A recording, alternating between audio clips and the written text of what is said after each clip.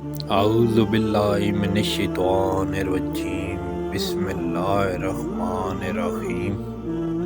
جی تو دوستو، آج کا میرا ٹاپک ہے حضرت عیسیٰ علیہ السلام کب پیدا ہوئے، مروجہ کیلنڈر کی حقیقت کیا ہے، پتھروں کے زمانے میں وقت کی تقسیم کیسے کی جاتی تھی، اور چاند اور سورج کے طلوع و غروب سے وقت کی تقسیم کیسے کی جاتی تھی، سب کچھ ہوگا آج کی اس ویڈیو میں۔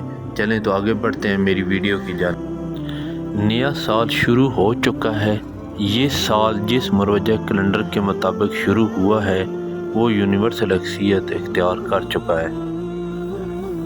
روح عام میں سمجھا جاتا ہے کہ اس کو حضرت عیسیٰ علیہ السلام کی ولادت کے حساب سے وضع کیا گیا تھا۔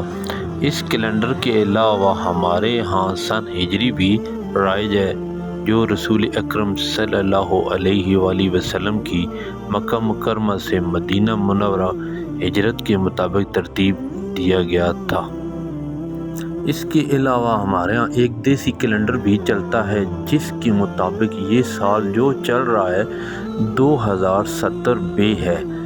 تبت میں مہاتما بدھ کے نرواں حاصل کرنے سے سن کا آغاز ہوتا ہے۔ چین میں کوانگ اشوکا سال ہے۔ جرمن ریاستوں نے سن 1700 میں اپنا کیلنڈر بنایا تھا۔ اس سے قبل جرمن لوگ وقت کی تقسیم سفر کی دوری سے ناپتے تھے۔ مثال کے طور پر ایک شہر سے دوسرے شہر کی دوری 10 دن کی مسافت پر ہے تو وہ مستقبل کے 10 دن شمار ہوتے، پچھلے شہر کی مسافت ماضی کے دن شمار ہوتے۔ پرانے جرمنی میں اسی طرح وقت کی تقسیم ہوتی تھی۔ لیبیا کے حکمران معمر قذافی مرحوم نے اپنے وفات النبی صلی اللہ علیہ وآلہ وسلم کے لحاظ سے کیلنڈر بنا رکھا تھا۔ اگر وہ زندہ اور حکومت میں رہتے تو ان کے مطابق موجودہ سال سن 1382 ہوتا، حالانکہ سن ہجری کے مطابق وفات النبی صلی اللہ علیہ وآلہ وسلم کے لیے سن 1425 ہونا چاہیے۔ اسی طرح انہوں نے اس سال کے مہینے بھی الگ بنا رکھے تھے جن کے مطابق پچھلا القانون ہوتا جبکہ اس سے پچھلا مہینہ الحارس ہوتا۔ پتھروں کے زمانے سے وقت کی تقسیم کے پیمانے مختلف رہے تھے۔ زیادہ تر اقوام چاند کے طلوع و غروب سے وقت کی تقسیم کرتی تھیں۔ یہ تقسیم آسان تھی اور اسی کو اسلام میں رواج ملا۔ بعد میں وقت کی تقسیم سورج کے سالانہ سفر کے مطابق کی گئی تھی تو یہ بات سامنے آئی کہ ایک سال 365 دن 5 گھنٹوں 48 منٹ اور 46.1 سیکنڈ کا ہوتا ہے۔ اس حساب سے ایک ماہ کم از کم 29 دن 12 گھنٹوں 44 منٹ اور 2.8 سیکنڈ پر مشتمل ہوگا۔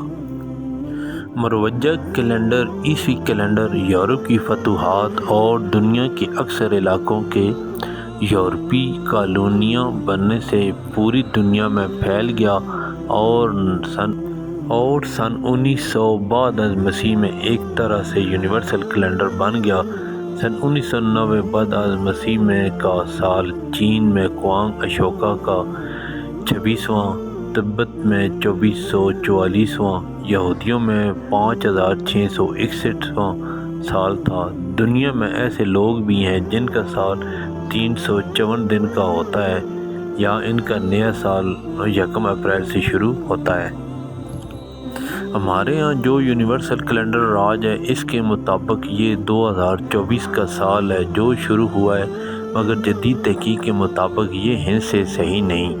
نیو یارک سے 1979 میں شائع ہونے والی کتاب in search of the historic Jesus by L Roddy and C Sellier کے صفحہ 32 سے 34 تک بحث ہے کہ اس کیلنڈر میں حساب کے دوران 5 سال کی غلطی ہو چکی ہے، یعنی موجودہ سال 2024 نہیں بلکہ 2020 ہوگا۔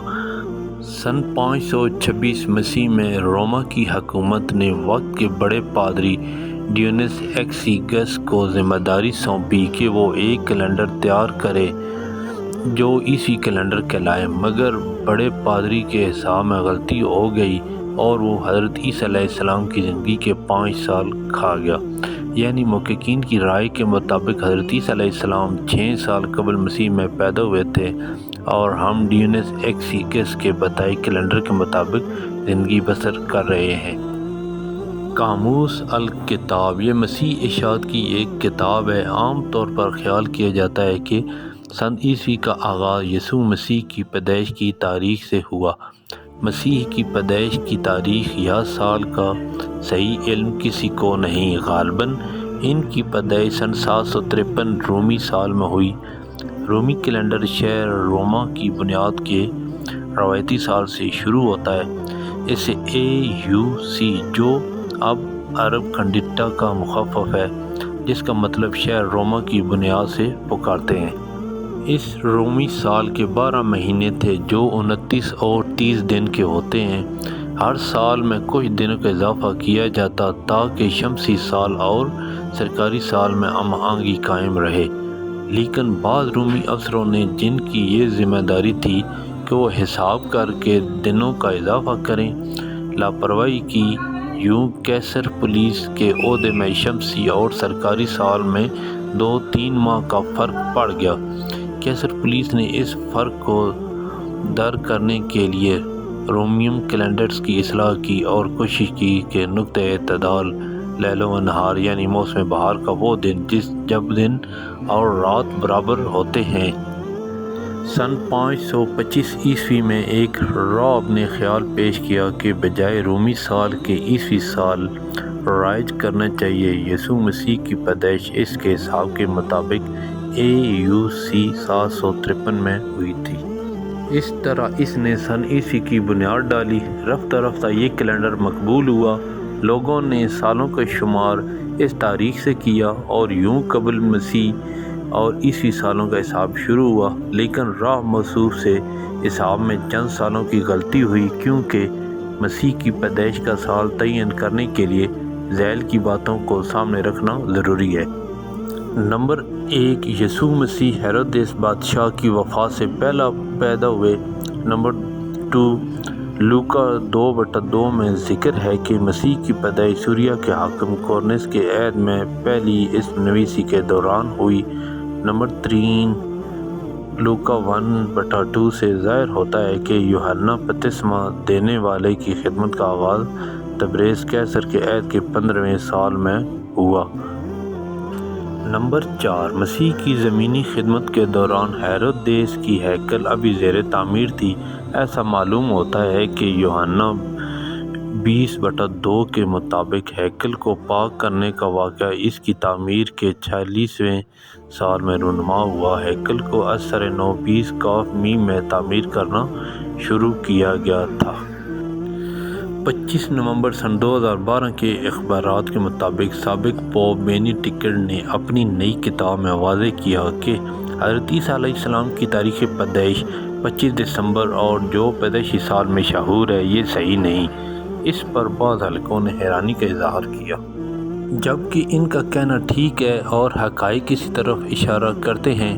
انسائکلوپیڈیا آف برٹانیکا کے مقالہ یسوع مسیح میں لکھا ہے کہ حیات مسیح پر لکھنے کی کوشش تک کر دی جائے کہ اس کے لیے مواد موجود نہیں۔ ان کی زندگی کے ان دنوں کی تعداد 50 سے زیادہ نہیں جن کے متعلق ہمارے پاس کچھ ریکارڈ ہے۔